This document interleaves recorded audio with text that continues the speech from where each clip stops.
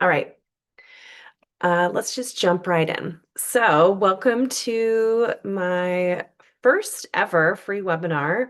I just want to introduce myself. My name is Erika Porter, Dr. Erika Porter. I am a physical therapist and a yoga instructor. So that PT beside my name down there is physical therapist, DPT is doctorate of physical therapy, and then that ERYT is an experienced registered yoga teacher. I've been teaching yoga for, this is my 16th year teaching yoga. So um, quite a bit of a yoga background.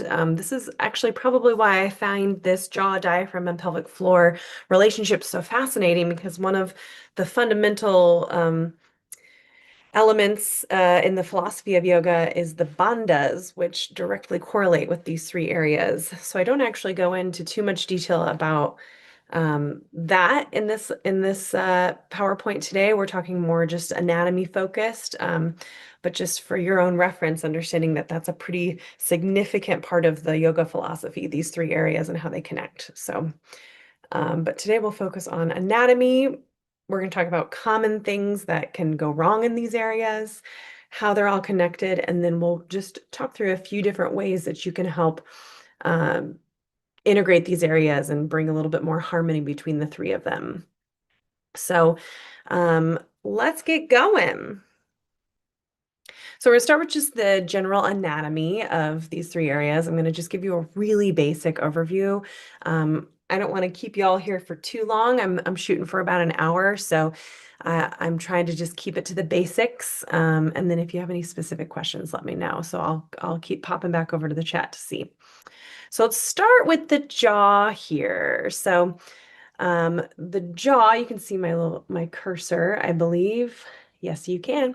So we'll start with the bones. The maxilla is this part, this upper part, kind of above your teeth, that part of the skull. The bone there is your maxilla.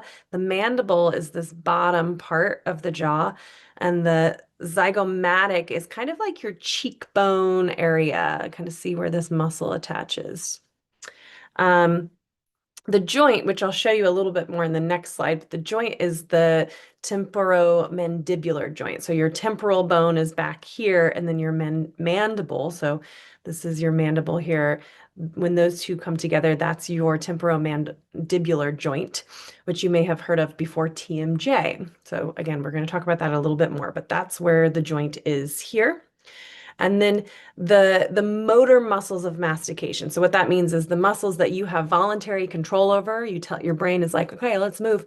Mastication is just eating, so breaking down food, swallowing, all of that. So the main muscles in your jaw for mastication is your masseter muscle, which is this big thick one here. It's this big thick one you can feel right on the outside of your cheek.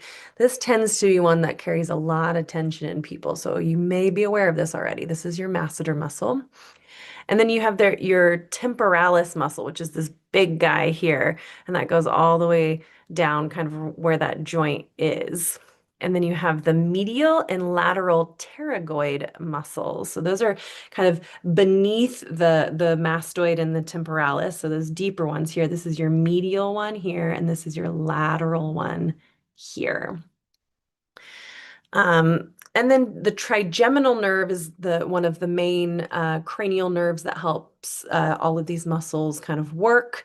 And then also the vagus nerve, even though the vagus nerve is not innervating these muscles directly, it's involved with the tongue and swallowing. And I'll talk a little bit more about that as we get going, but the vagus nerve, one of the things that the vagus nerve is responsible for, the main thing that the vagus nerve is responsible for is your parasympathetic nervous system. So that rest and restore nervous system. And rest, restore, digest, you may have heard before. So it's a huge part of your digestive system. So being able to swallow your food, being able to move it down through your esophagus into your stomach and then all through your intestines. Your vagus nerve is what helps that whole process happen. So there's sort of an indirect influence of the vagus nerve in these jaw muscles because of that. So I just wanted you to see a little bit closer that TMJ joint. So a lot of times we say TMJ.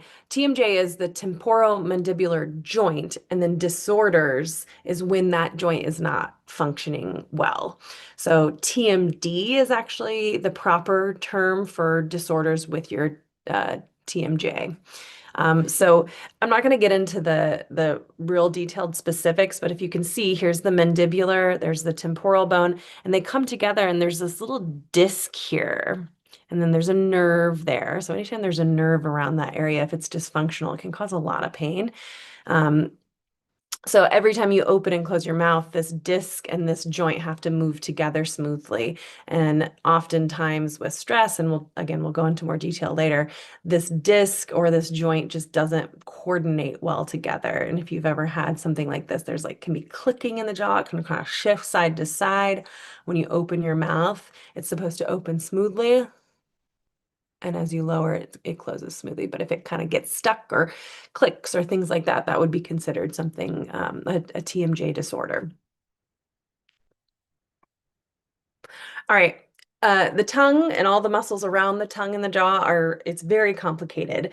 So I am going to just keep it to the things that I find interesting and seem to be related to how this jaw, diaphragm, and pelvic floor are connected. So we're just going to keep it fairly simple. It's still a lot, I'm sure, to take in, but let's just talk about this first muscle here, palatoglossus muscle. I'm truly not aware if I'm pronouncing that correctly, but I'm just going to say palatoglossus muscle. So this is it right up here. You can see how it kind of slings underneath the tongue here. So this is the reason I wanted to include this one is because this is the only muscle of the tongue that's innervated by that vagus nerve. And the reason that it is because it lifts up, it elevates that posterior part of the tongue so that when you are eating, it helps you to swallow. So as you swallow, that back part of your tongue lifts up to help move that food back down towards your esophagus. Elevates posterior part of tongue and closes the oropharyngeal isthmus, which is somewhere down there in your throat. So basically all you need to know is that is a big muscle that helps you to swallow your food, and that's part of your whole digestive system tract and all of that. And it's the only one that's innervated by the vagus nerve. And then the genioglottal muscle, which is over here, you see it's this big one over here. So the reason I included this one is because it's moved with your breath. So interestingly, when you inhale, your tongue is going to protrude, which means it kind of lifts up and moves forward slightly so that your airway can dilate, so that you can breathe in air down your trachea. So we're supposed to, like 95% of the time, be breathing in and out our nose, especially when we are in that rest and digest space. So this muscle helps to protrude the tongue forward and up as you inhale so that that airway can go. And you'd have to do that through the nose in order for that to happen. And then as you exhale, it just kind of softens back down. So if you don't have a strong enough muscle, genioglossus muscle, and that tongue isn't going forward and back, a lot of times what happens is that you have to breathe through your mouth because your tongue's not going forward to get the air back down through your nose. So this is what can lead to people being more, I have my reaction set on my Zoom, so I'm sorry that I got the fireworks. But what happens is you start to breathe out your mouth more, and then that tongue gets weaker and weaker, and it just sort of creates this loop where the tongue just gets weaker. And one of the reasons that people can get sleep apnea, so what really happens in sleep apnea when you're sleeping is that that tongue drops back and it cuts off your airflow, and then it wakes you up because you're not breathing. So a weaker tongue can lead to sleep apnea.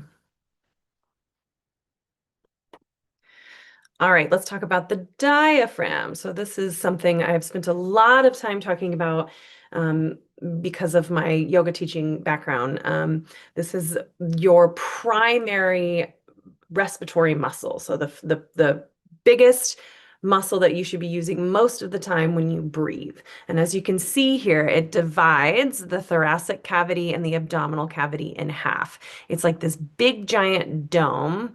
And this side of the dome on that left side is just a little smaller. Your heart is up here, and then the left or the right side is just a little bit longer. But as you use your breath as you use your diaphragm to breathe, so let's say this is your diaphragm, as you inhale, that diaphragm kind of expands out and flattens down a little bit. And then as you exhale, it kind of just comes back in and up. So that's how you're supposed to be breathing most of the time with your diaphragm. It inhale presses down, exhale comes back up. And the nerve, when I say innervates, it means that the nerve that's coming from your spinal cord and your brain to that muscle, it's what helps that muscle work. So the nerve that innervates the diaphragm is called the phrenic nerve, and that comes from C4. So that comes all the way from your neck and it goes down into your diaphragm.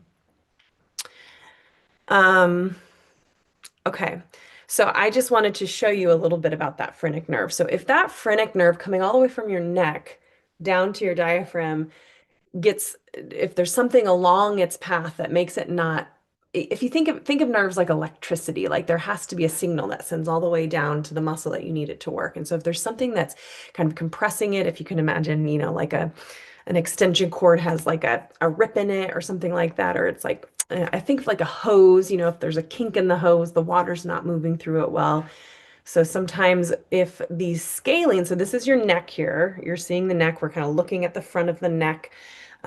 You've got your carotid arteries that go up through the neck to your head. Whoop.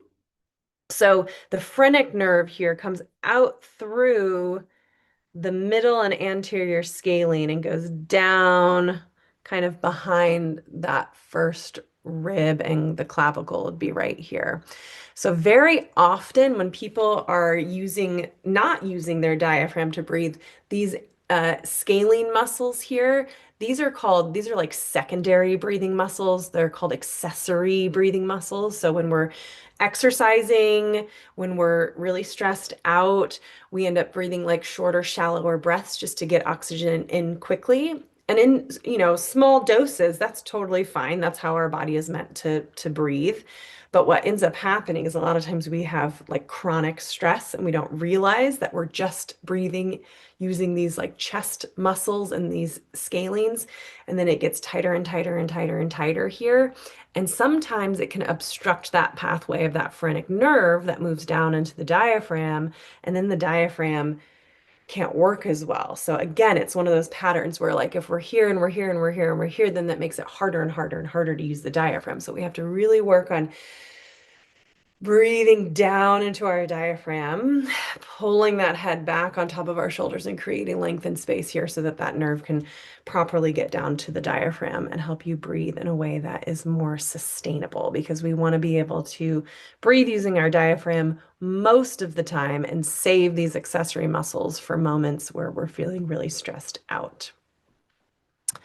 All right. Almost through this little anatomy section. So let's talk about the pelvic floor. So the pelvic floor is literally like sort of the floor of your torso. So, we're looking up and down at this pelvis here, and right at the bottom of the pelvis is sort of this bowl, this sling of muscles. And there's also a lot of connective tissue and fascia. So connective tissue and fascia are almost interchangeable. They're slightly different. There's definitely some details that make them different, but connective tissue is a type of fascia. And so it's thicker, it's denser, it creates a lot of stability, which we need in those areas. And then there's layers of muscle. So on the words of the screen, I kind of get into a lot of those muscles. I'm not going to say out loud all of these muscles, but I'm just going to kind of tell you the important things. So the kind of the deeper layer that we're seeing here right on top. This is your levator ani, and that's made up of a couple of different muscles, like just different layers this way. And then we've got the nerve of the levator ani that comes out from the sacrum up here, and then the pudendal nerve that also comes out from the sacrum that innervate these muscles. So right here, I said 70% slow twitch muscle fibers. So the reason that that's important and kind of practical for people who aren't anatomy experts to understand is that you have slow twitch fibers and fast twitch fibers in the body. So a lot of times the muscles that are closer to your bones are considered more like postural muscles. So muscles that take a little bit longer to learn how to turn on, but once they turn on, they can stay turned on for many hours. So they have more sustainability, they have more endurance throughout the day. Um, but what also can happen is if we stop using those muscles properly and we have some dysfunction in those muscles, it's a little bit harder to figure out how to turn them on again. So when it comes to pelvic floor stuff, if you are having any pelvic floor issues, which we'll talk about some of the issues that you can have later on in this slideshow, but if you're having pelvic floor issues, it can be really helpful to go to a pelvic floor physical therapist, which I am. Um, because it sometimes it requires just a little bit more one-on-one attention, and also an internal exam can be very, very helpful to help you become aware of things. So sometimes that tactile, just having somebody actually touch the muscles and help you understand how to feel them so that you can learn to engage or release them. So these pelvic floor muscles, if you haven't ever thought about them, it is hard at first to get connected to the feeling and the sensation of them, but with practice, you can definitely do it. It just requires a little bit more concentration. So that's why that the 70% of slow twitch muscle fibers is important, because understanding that those muscles are made up of those types of fibers that takes a little longer to turn on and get connected with, but once they turn on, they stay on for longer.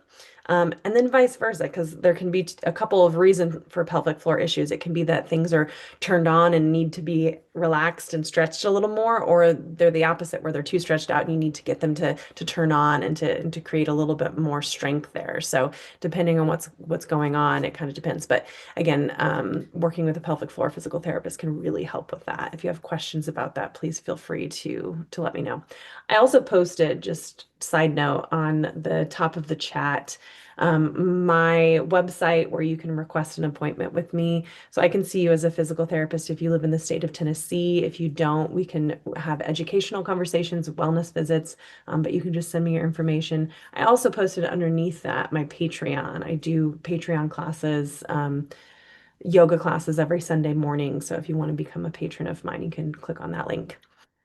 All right, so the perineal membrane. So this is musculofascial. So that's, sort of this combination of like muscles coming into that connective tissue, that fascia. So it's thicker, it's stronger, and in these areas we need that extra stability. So that's kind of on the more superficial, meaning closer to the surface of the body, layer, but closer to the surface of closer to the world rather than closer to the inside of your body. And then there's these areas where the urethra and the vagina and the rectum can all pass through this membrane. Um, and then the most superficial layer of muscles, we have these three muscles right on kind of on top of the pelvic floor. So again, you don't need to know all these muscles in detail if you don't want to. If you want to, you can for sure, have save this, take a screenshot and look these muscles up, but these layers of muscle provide the stability and the support that we need in that pelvic floor. And then lastly on this slide, there's the piriformis, the obturator internus, the TA, which is your transverse abdominal, and then the lumbosacral multifidi. So these are all muscles. So the piriformis is this one back here. If you can see that, that's the piriformis. That's one of the deep hip rotators. So it's not technically part of the pelvic floor here. You've got the obturator internus here. So that's right here, and it kind of wraps forward and connects over to that femur bone. And then the transverse abdominal is one of your core muscles. That's the deepest core muscle fascial, and there's fascial connections kind of down into that pelvic floor. And then the lumbosacral multifidus that's coming from your spine goes like vertebra to vertebra down to the sacrum. So all of these can have an influence on the pelvic floor. Um, it's sometimes we talk about one muscle and the other, but we have to understand that our body is all interconnected, especially between these layers of fascia. Um, a lot of things can influence other areas. If there's something going on with the pelvic floor, you might be feeling it in your low back. If there's something going on in the low back, it might be coming from the pelvic floor. So just understanding that this is all interconnected and these things can all influence each other. Okay. So I want to talk about the connection between them. So this is going to be like a literal connection that we found between them. So day 15 in the embryonic development, so while um, the cells are dividing in the embryo, on day 15, it's called gastrulation formation. It forms a blastopore. So it's also called the primitive streak. So basically, what you need to know about this is that the anus and the urethral opening and those reproductive organs all start to form at one end, and then slowly it moves up cranial, so up towards the top of, towards the head, forming the opening of the mouth, so where the jaw is. So these all kind of form together in the womb, and then over the course of that growth, it slowly expands out. And then there's this connection through the fascia, also the craniosacral connection, the dura mater. So the dura mater is just sort of like, think of this like saran wrap that's around the brain and the spinal cord. It goes all the way down, and that formed right there at the beginning as it expands out. So I want to talk about Tom Myers. So Tom Myers is a structural integration therapist. A Rolfer, if you've ever heard of Rolfing, he trained under Ida Rolf, and he did a lot of anatomy trainings, and they would do cadaver labs. So in these cadaver labs, he formed a game with his students where they would try to find where the fascial connections would go through the body. And he ended up finding, I think it's about 15 different lines through the body where this fascia is connected. And I think one of the most fascinating lines that he found is this one in the photo here called the deep frontal line. So he put this idea out there called tensegrity. So I think this was maybe already a word in geometry and engineering, but for the body. So basically his definition of tensegrity is a word that combines tension and integrity. So it's a form of geometry and engineering where the integrity of a structure depends on the balance of the tension members. So our body is such a structure. The structural and movement stability of the body depends on the balance of the soft tissue. So one of the ways I've seen it and described is, if you were to sit here and maybe you want to try this with me, and you take your arm up over your head, see how that feels, bring it back down, and then you take like the corner of your shirt, like that bottom opposite corner, and you pull down on that corner, and then you lift your arm up and bring it down. You can feel it's a little bit harder to lift the arm up and down when you're pulling on that bottom corner of the shirt. So it's like the fibers of your shirt, that's kind of like the fibers of your fascia in your body. If there's a, tightness or dysfunction in one area, it can have an effect on an area in a totally different spot in the body if there's that connection through the fascia between them. So very interesting stuff. Again, there is general muscle tension from stress. I think so many people know about having tension through their jaw. That's probably why you were interested in coming to this course and to begin with. A lot of us grind and clench our teeth. So we carry a lot of emotional tension in our jaw because we hold on. How many times have you noticed you're just squeezing your butt? Sometimes we don't realize we're holding tension through that pelvic floor. Sometimes we're holding our breath in. How many times have you found yourself just go because you didn't realize you were holding your breath. So these are all very common ways that we hold on to stress if we're feeling stressed out. Jaw, not breathing, squeezing our butt. Those are all very common ways that that tension can just be really easy to hold on to in those three areas. So I'm going to show you an interesting video next. So it's actually the video of where this photo came from. It's Tom Myers describing this line of fascia with his students. So you will see this this line of fascia. If you're a little squeamish, maybe skip this part, but if you are interested, we're going to watch it.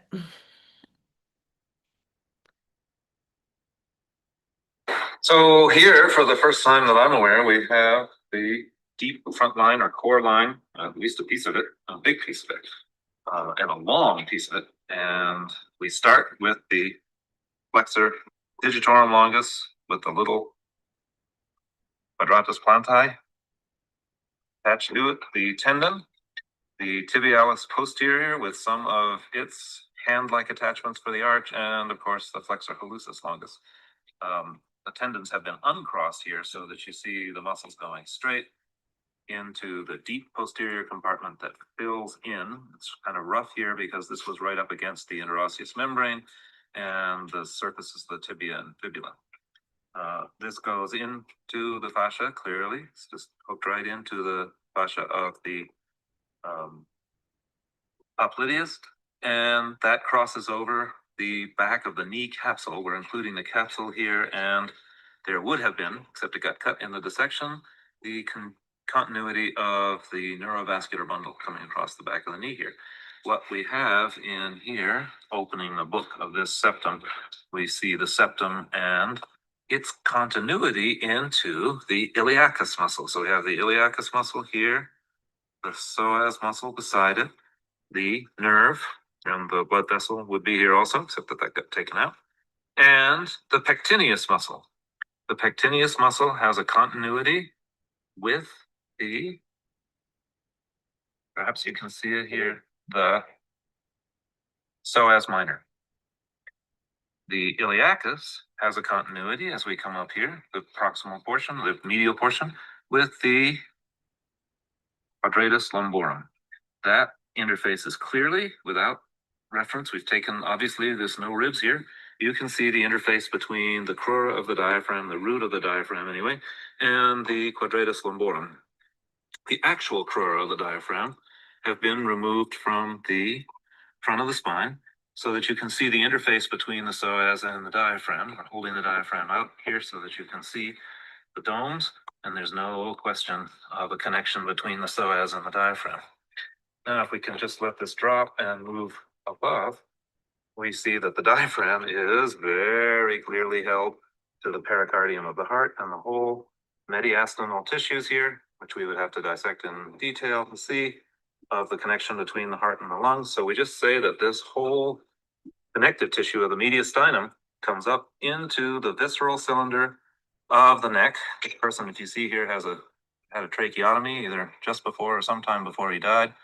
And here we see the floor of the mouth, so beautifully dissected by Todd, so that we can see the geniohyoid. And finally, this structure at the top is his tongue.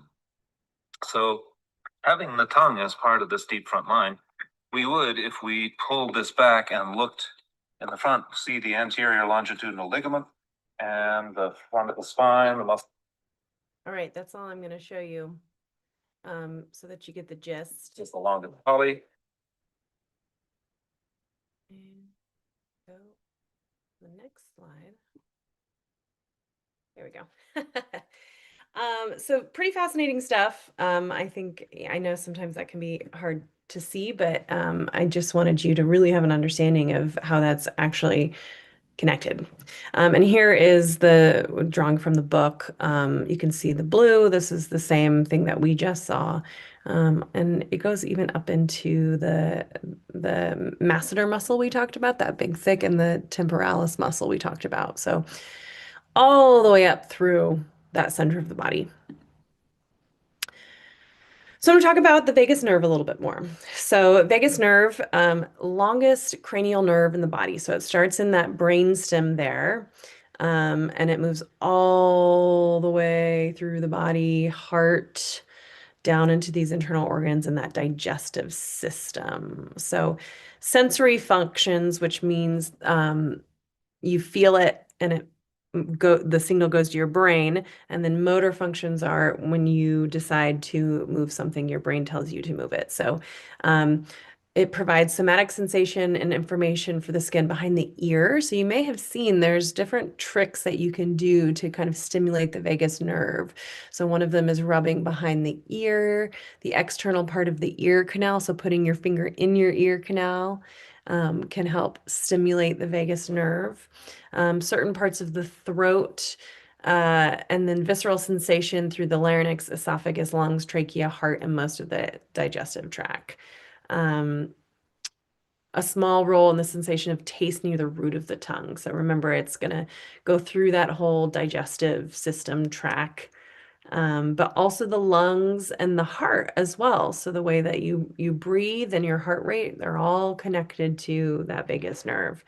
And then motor function, it stimulates those muscles in the throat to help you eat and swallow and all of those things. Um, Stimulates muscles in the heart where it helps to lower the heart rate. So a lower heart rate gets you more into that parasympathetic rest, digest, and restore nervous system. And then also this involuntary contraction of the digestive tract. So when your food moves through your small and large intestine, there's just these little contractions that help move it along. And if you're in that parasympathetic nervous system, the vagus nerve is what helps do that. If you're stressed out, if you're in that sympathetic nervous system, these little contractions don't happen as easily in your digestive system. So it can really affect how well you digest food if you're chronically stressed out because that vagus nerve isn't able to do its job. Very interesting. Okay. Questions? Let me know in the chat. Um, that was just sort of the basic run through anatomy. I know that was a lot, and it's already 7:30. Um, but I think we kind of got the ball rolling, and now I'm just going to go through a little bit of some of the common pathology. So pathophysiology means some of the common things that can cause issues, basically problems. Let me just check real quick. Okay. All right. So pathophysiology. So we already talked a little bit about the TMJ. So TMD is the temporal mandibular joint dysfunction. That's what the D stands for. So internal derangement means that displacement of the joint. So I was talking about how there's the little disc in there, and then the way that the joint moves, sometimes there can be a displacement of that disc causing clicking or popping. Myofascial pain disorder. So if you clench your teeth at night or you grind your teeth at night, the muscles and the fascia surrounding that jaw can get really tense, really tight, and cause pain.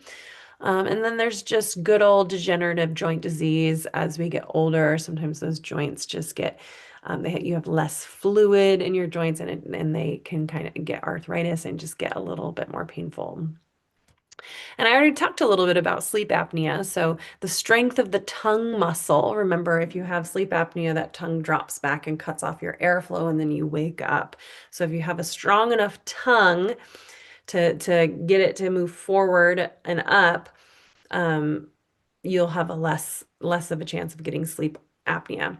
This picture here is showing you a good idea of what happens. So when you nose breathe, you have to have your head back on top of your shoulders. That air can go down. You have that tongue protrude forward as you inhale, and the airway opens up. And when we get more forward head posture, so a lot of us are sitting right now, we're sitting on a computer or a phone and hunched over. I bet right now you're sitting up a little taller, aren't you? But those muscles get stretched out and get weak here. And then you can see, like in this photo, can you imagine, this is here when your head's on top, here's your tongue. If your head is reaching forward, that tongue can't reach up there in the way that it is supposed to. So having that head more further forward causes that low tongue posture. And then over time, that upper palate, where the tongue is supposed to rest, which we'll talk about more in a moment, the upper palate gets smaller and then the tongue can't even fit up there. Um, so it almost forces you to mouth breathe. So it's again this sort of perpetual thing that we have to figure out how to get that head back on top of the shoulders, get the tongue up onto the upper palate and breathe in and out our nose so that we can get all of this working a little bit better. Here's a few research articles if you're interested in looking into them, just showing how the jaw and the pelvic floor are related. So obstructive sleep apnea syndrome is associated with overactive bladder and urgency incontinence in men. So oftentimes overactive bladder and urgency comes with like a higher tone or a like a tighter pelvic floor. And so seeing that the tongue and jaw and the pelvic floor can be interconnected, can you imagine how everything is just down that frontal line connecting to each other? Another very interesting study, influence of the temporal mandibular joint, so TMJ, in range of motion of the hip joint in patients with complex regional pain syndrome. So it shows that with a myofascial, so myo is muscle, fascial is that connective tissue in between. A myofascial release of the temporal mandibular joint significantly increases hip range of motion. And then additionally, they had the participants voluntarily clench their jaw, and then it showed to decrease hip range of motion. There's also quite a few studies out there that show the connection between clenching your jaw during childbirth. And so if you're, delivering a baby and you relax your jaw, that allows the pelvic floor to relax, which can help uh, the baby move through the birth canal. Super interesting. All right, let's talk about the diaphragm. So we talked, it's that dome-like muscle that sits in the ribs here. And so sometimes that diaphragm can get weak or tight, maybe because we're not using it as much. We're using these upper accessory muscles too much. Sometimes we can have spasms in the diaphragm. Maybe that nerve isn't communicating very well down there, or it's just weak. And when we try to use it, it's like, no. Um, you could have some effects from anesthesia. So if you've had surgery and gone on anesthesia, sometimes there can be dysfunction in the diaphragm as a response to that, or atrophy, meaning that you lose muscle, you lose strength from underuse. And then sometimes there can be paralysis, and that could be from like a spinal cord injury or something like that. Um, but I think for the general public, I think that one of the biggest issues is that we end up breathing just in our chest, and we need to learn to belly breathe. And I say belly breathe, but you see this as it's red here too as well, because it's not just about breathing into the belly, it's also about breathing into those back ribs and that back body. And I'll talk a little bit more about that. Um, this is your diaphragm again. So I just love this photo. So if you can imagine that you're like in the pelvic floor looking up at the diaphragm, this is the view you're seeing. So this is the diaphragm, the heart's above there, your liver's over here. Um, I love this photo because you can see, and we saw it in that video, that Tom Myers video too, that the psoas runs up and connects into the diaphragm, and then that quadratus lumborum, that QL muscle. So the psoas is one of your hip flexors, and that quadratus lumborum is a muscle that goes from your pelvis, your iliac crest, up to your spine, and it does like a hip hike. But you can see how here there's fascial connections up into the diaphragm, which we saw in that video. If those muscles are tight, you can see that it would be pulling down on the diaphragm. And remember, like I said, when you inhale, that diaphragm is supposed to move down. When you exhale, it moves up. So if you're tight in those muscles and it's pulling the diaphragm down like this and your kind of resting state is here, then that means that your inhale, you're not getting as much range, and your exhale, you're just not getting as much range. So you're not getting as deep of an inhale or as long of an exhale as you can get, because those muscles get tight and they can pull the diaphragm down. So it's important to keep strong and flexible hip flexors, and that can influence how you're breathing through your diaphragm. And again, I just wanted to show that photo. See, here's your quadratus lumborum. Here's that psoas, and then this is your diaphragm. So there's literal fascial connections between them. We can't see the body as all separate muscles and separate parts. Everything is in there, together. We're all, moving parts together. It's got that tensegrity. So if there's tension pulling down here, it's going to affect the diaphragm. Okay, that's not what we're going to do. We're moving on to the next. There we go. Okay, so I want to show you this. Let me pause it for a second. This is a MRI. I don't know why we're not in full screen, but this is an MRI showing your diaphragm and when you're breathing. And so when I'm talking about that dome going down and up, this just has a really awesome video showing you how that works. There's your liver there. So your diaphragm is like right here. That's a big old inhale and exhale. You can also see how it's connected to your heart.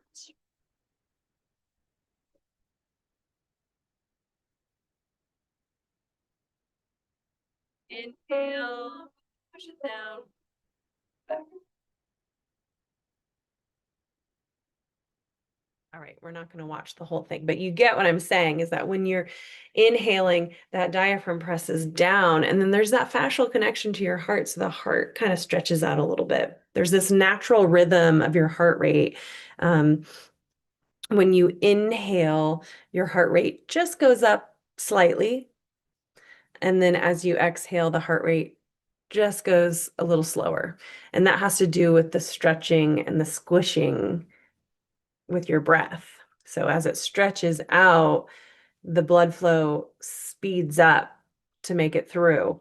And then when it squishes down, the blood flow just slows down to kind of regulate according to how it's looking. So it's called the cardiac sinus arrhythmia. This is just a normal speeding up with an inhale and slowing down with the exhale. And it has to do with the way the heart gets pulled and squished. Okay.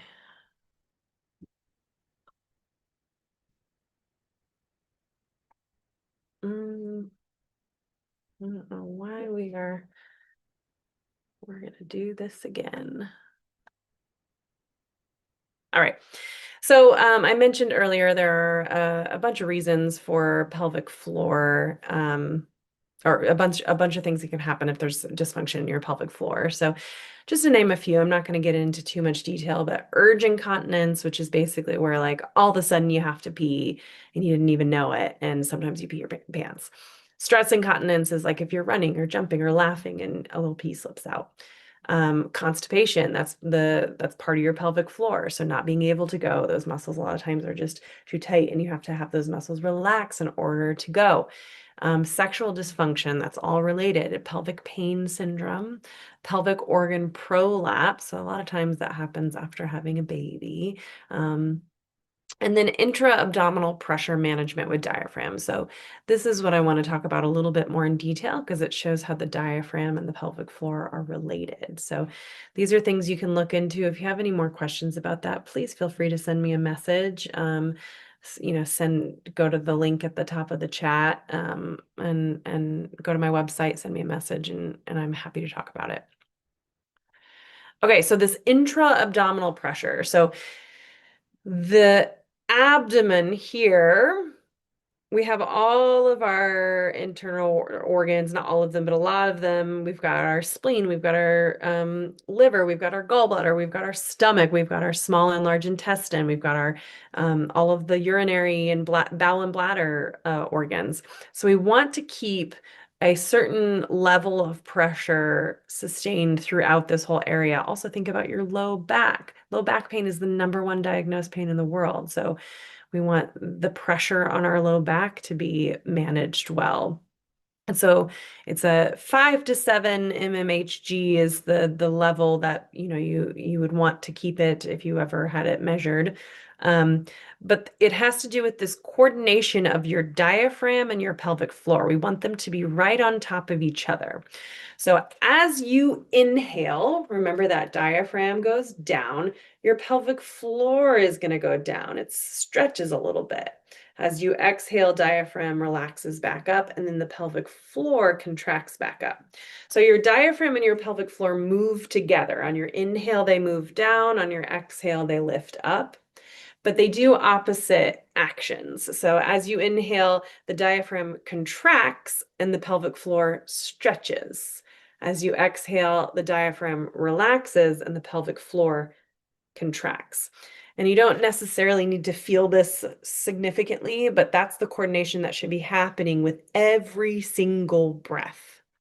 And so if things get out of a line, so if you can see in this first one that diaphragm is kind of tilted back, and that a lot of times can happen because the rib cage tilts back. And I see this a lot in yoga students because we do so many heart openers. We don't realize that we're just taking that rib cage and we're just tilting it back. And then what that does is it makes, when you breathe with your diaphragm, it pushes it forward.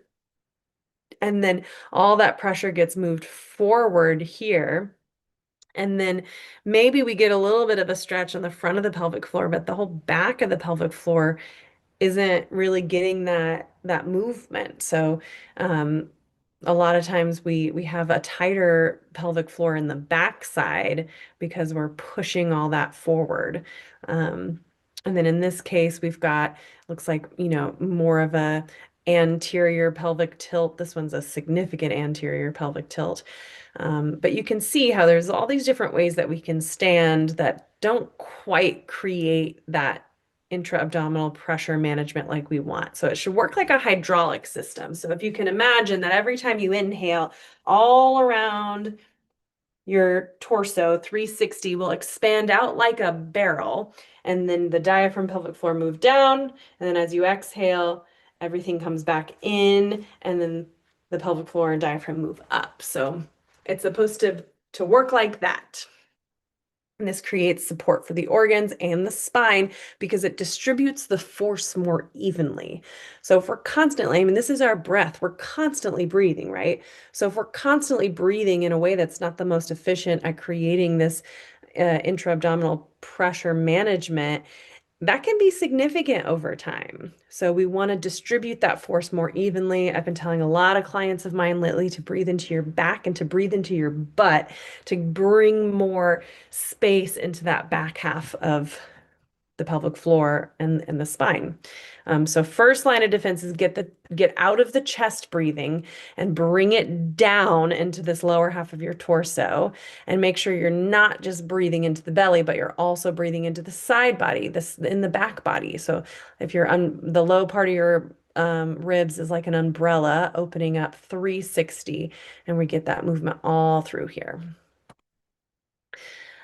Okay, so a little bit more about forward head. I really like this image because it shows you how far your head can go forward and how much heavier it feels, and then how these muscles have to just hold on the further your head goes forward. And again, we've already talked about how this can contribute to mouth breathing because that tongue can't reach up into the top of the mouth. And this just perpetuates that stress in those muscles, and can just manifest as dysfunction there, which can then therefore affect that diaphragm and the pelvic floor. Lower estrogen. So as we age, women, our estrogen levels drop. We have estrogen receptors in our jaw, also just in our joints and our tendons. And so it can cause disorders through these high stress areas in our jaw. We're using it to talk, to eat all the time. So that can lead to some disorders. So keeping these muscles strong can help to prevent that.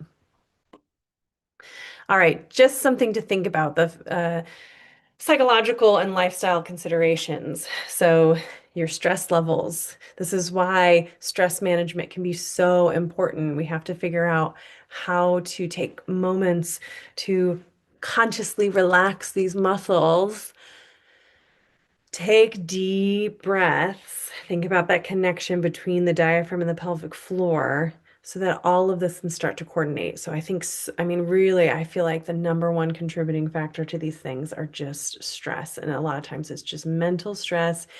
And we do not take the time to sit still and to breathe and to take some of that out of our body. So we may not be able to do anything about what's going on in our lives that's causing us stress. You know, sometimes we don't really have the answer right away. But what we can do is we can choose to not carry it in our body, but that takes conscious effort. So get to yoga, start meditating, even if it's 2 minutes a day. Give yourself a conscious amount of time to sit and to breathe and notice space between your teeth. Shift your jaw left to right. Am I holding tension there? Am I squeezing my butt? Am I taking deep breaths? Um, Sleep can really affect our stress level. So even if we don't have a lot going on in our life, but we're getting terrible sleep, our body again is going to hold on to that tension. So we have got to figure out how to sleep enough hours at night, put down our phones, read a book, drink some sleepy time tea. How can we get better sleep? And then in general, as we age, we lose fluid in our joints. It makes it a little bit harder, which means that we have to be that much more diligent about it. So hydrate, move your body. Motion is lotion. The way to stimulate fluid in your joints is movement. So it doesn't always have to be the hardest movement in the world. You don't have to go do a HIIT class. I mean, if you want to do a HIIT class, awesome, but also take a walk, do some cat cows, move your body around. Just try not to be stagnant. So, in whatever movement feels safe to you and accessible to you, move. Um, Education level and access to healthcare. This is a big one. You know, I feel like we can't expect this information. And this is one of the reasons that I wanted to give this away for free, because I feel like this is information that everyone deserves to hear and to learn. So, having access to understanding this, and education can be so powerful. Knowledge is power. There's been a lot of research to show that with chronic pain, so chronic pain is anything 3 months or longer, even just simply explaining the concept of chronic pain can help reduce pain. So, having the ability to have access to this kind of education can also contribute to it. Oral health, so having access, so healthcare, having access to going to the dentist. If you can't afford health insurance, dental insurance, you're not going to the dentist. So if that's something that you're dealing with, trying to take good care of your teeth, flossing, brushing your teeth, mouthwash as best you can, because that can really affect, what's going on in the jaw. And again, we can see how the jaw connects to the diaphragm and the pelvic floor. So take good care of your teeth.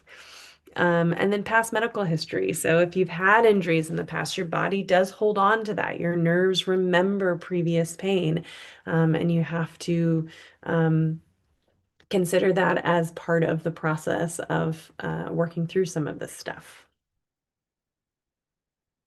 All right, this is the fun part. We're going to start talking about some interventions. Um, so, soft tissue massage, you can do this yourself. You can give yourself massages through your jaw. You can take your hand, cup underneath your ribs, get a little massage through your diaphragm. If you need some pelvic floor massage, you can go to a pelvic floor physical therapist. Physical therapists can do joint mobilizations for you. Dry needling, also, a physical therapist can do that. And then tongue exercises. We're going to talk about tongue exercises in a second. So there are things that you can do to strengthen your tongue. It's just a little funny and weird to do, but we're going to try it out. So first, let's talk about proper posture of your tongue and jaw. So your tongue in its resting space, when we're in that parasympathetic nervous system, remember, we're supposed to be breathing in and out our nose. If we're in that parasympathetic, if you're exercising and stressed out, sometimes you need to mouth breathe, and it's totally fine. But in that resting state, we're supposed to be breathing in and out of our nose, and that tongue presses to the roof of the mouth. So you find that the tip of the tongue, so find the back of the teeth, and then there's this little ridge, and I'll show you a photo of that in a second, called your alveolar ridge. So your tongue kind of sits right at the edge of that ridge, and the middle and back part of the tongue pressed to the roof of the mouth, as if you've got like a gummy bear. You're like sticking the tongue up to the roof of the mouth, and that's where it's supposed to rest. And then you want to make sure a little space between your teeth, so you're not clenching. So tongue to the roof of the mouth, a little space between the teeth, and you seal your lips so that we're breathing in and out the nose. And you want to keep this big, thick masseter muscle soft.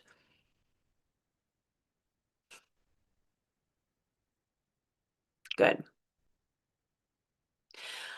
So a way that you can help, so your vagus nerve innervates your vocal cords. So we didn't talk about that. We sort of said something similar, but one of the ways that you can get your parasympathetic nervous system by stimulating the vagus nerve is humming. It also vibrates all these muscles. So I love the idea when you're feeling really tight in your jaw, find this proper tongue and jaw posture, tongue to the roof of the mouth, space between your teeth, seal your lips, and just start humming.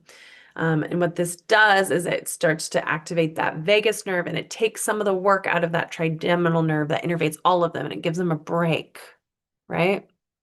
Um, there was a research article that I've linked at the bottom of this PowerPoint that's talking about a higher pitch can elevate the pelvic floor, a lower pitch can elongate the pelvic floor, and that has to do with where your vocal cords move. Super interesting. All right, let's talk about the tongue. Okay.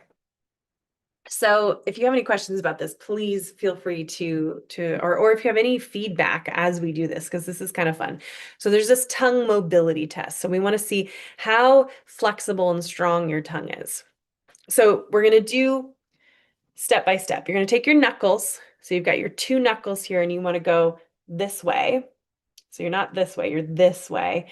And you want to just open your mouth as wide as you can to start out with and see if you can fit those two knuckles between your teeth like this. So that's first step. Can you do that?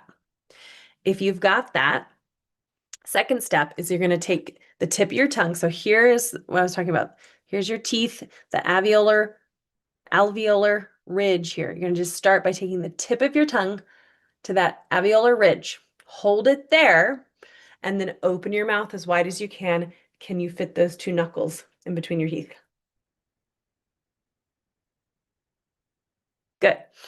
And then step 3 is not only you're going to keep the tip of the tongue to the alveolar ridge, but you're going to take the middle of the tongue to the roof of the mouth as if you've got that gummy bear you're sticking up there. So tip of the tongue, middle of the tongue to the roof of the mouth, stick it up. And then again, see if you can open your mouth while keeping that tongue up there.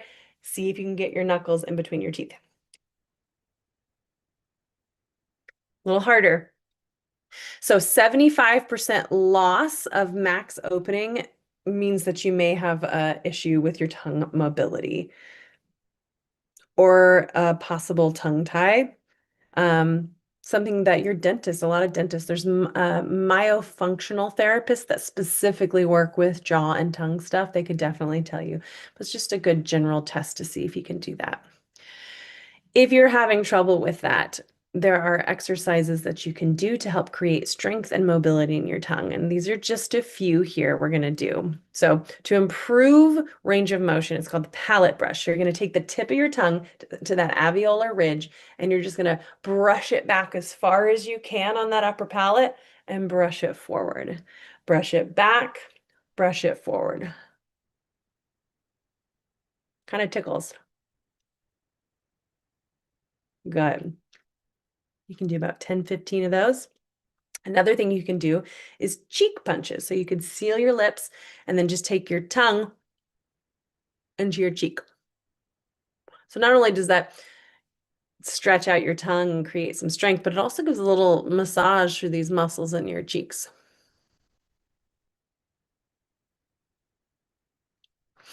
Good. And then tongue openers. So kind of similar to what we did in that tongue mobility test. You may have seen this where you just stick the tongue to the roof of the mouth, just like we did. So I get a lot of thumbs up tonight.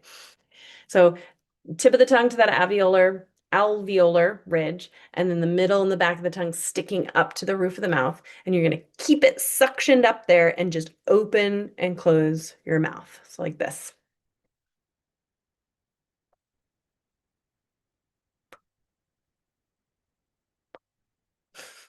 And you're going to try to keep these muscles relaxed when you do it. So it's just about the tongue.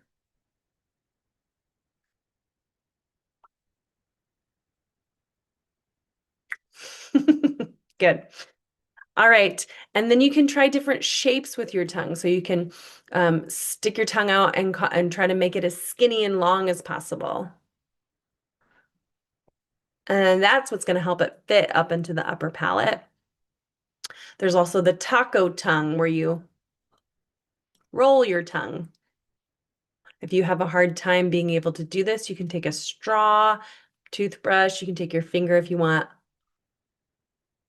and wrap the tongue around it. And you try to get these muscles to relax while you do it. It's just about the tongue. And then one of my favorites, the tongue isometric push-ups. So if you feel comfortable using your finger, or you can use your toothbrush or a popsicle stick or whatever you want, and you bring your finger in front and you stick your tongue out and you just literally push your tongue with your finger and push the tongue back into the finger. So you're not really moving at all, but you're pushing and pressing from both sides and holding it there. And you're trying to keep all the muscles around here relaxed as you do it.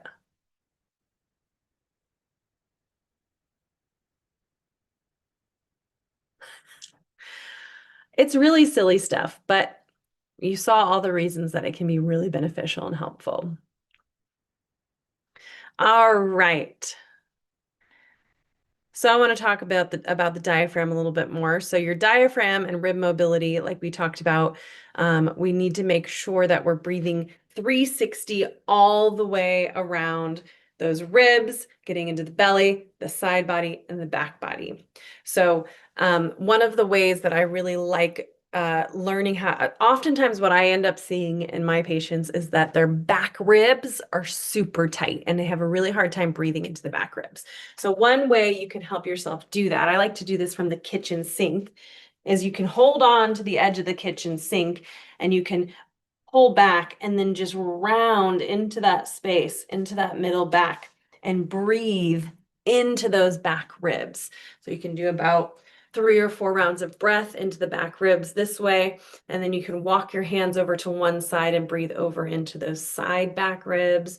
Walk your hands over to this side, breathe into the side back ribs. So I found a lot of success with patients doing this. You can also put like a hand weight on your diaphragm, so just below where the ribs meet, and work on breathing and feeling that weight lift up and come back down.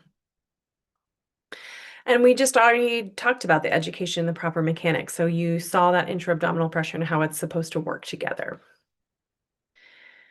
All right, so with the pelvic floor, so we're almost done here, y'all. With the pelvic floor, it depends on what's going on with your pelvic floor. This is why it's so important, I think, if you're having any pelvic floor issues that we talked about, it's so important to go to a pelvic floor physical therapist because they can help you figure out if everything is tight and needs to relax, or if it's the opposite, things are too relaxed and you need to learn how to engage them. So if you've heard anything about the pelvic floor, you've probably heard about Kegels. So Kegels are pelvic floor contractions. So if you are already high tone, meaning that you are tight, you don't need to do any more Kegels. You need to learn to do like what's called a reverse Kegel and relax. So that's why it would be so important to go to a physical therapist who can help you figure out in what direction of that spectrum you're on.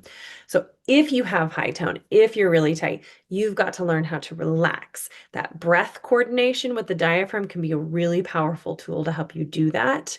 Having some hands-on work from a physical therapist, from a trained physical therapist can help. They can actually do literal soft tissue massage. Um, and stretching through the hips and the low back. All of those fascial connections can contribute to some of that tightness. So if you've got really tight hips, it could very well trickle up into that pelvic floor. And then the opposite, so maybe your pelvic floor muscles are weak and they need to get a little bit more toned. That's when you would do Kegel exercises. And I was talking about how those pelvic floor muscles are type 1 slow twitch muscle fibers. So it's a little bit harder to figure out how to engage them, but with practice, it's definitely doable. A lot of times what ends up happening is people end up squeezing their butt instead. So some of the cues are like, it's like picking up a blueberry. And let me just tell you, women and men have pelvic floors. So these cues, Might be slightly different depending on if you have a female or a male body. But we all have a pelvic. If you have a pelvis, you have a pelvic floor. So learning how to engage the pelvic floor is like um, drawing in and up, and it can be very subtle, but you can feel it with practice. So I think the last slide I have here is talking about abdominal massage. So sometimes we hold a lot of tension in our abdomen, our colon, and our digestive system. So if we have constipation, sometimes we have the need for some abdominal massage. So the last slide I have for you here is the I love you colon massage. I didn't make up that name, but this is your low right belly. So low right belly is your descending colon here. So this is descending colon out your rectum. So when we do the I love you colon massage, we start from the back and then move our way over to the ascending. So this is your descending colon, this is your transverse colon across, and this is your ascending colon. So when you do this colon massage, if you think about how if you've got a garden hose and there's mud stuck in the front of it, and you're coming from the all the way from the top and you're trying to push that water in, but that mud is still there, it's not going to work. So you got to start from where the mud's at, push the mud out, and then work your way backwards. So it's the same thing here. So what you would do for the I love you colon massage, I like to do this at night before I go to bed. It's best skin on skin, get a little lotion, and you can start from that kind of underneath your rib on that left side, and you go down about 10, 15 times. And then you start over here and you go over, so like the letter L, 10, 15 times. And then the last step would be coming from that bottom right belly up, over, and down. So like the letter U, up, over, and down. You may have seen this done on babies. It works on adults too. So give this a try before you go to bed. Make sure you've got a bathroom near you if you do this. Can be significantly helpful, especially if you have constipation. Oh boy, here's some of my references. Um, if you guys want to take a screenshot, you're more than welcome. I am going to have this video posted on my Patreon. So if you guys are interested in watching it again, go over to my Patreon.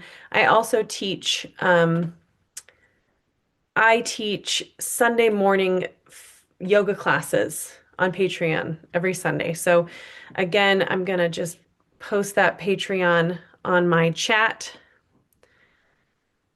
I think it was here.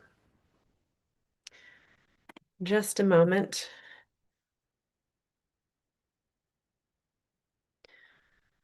Come find me over there.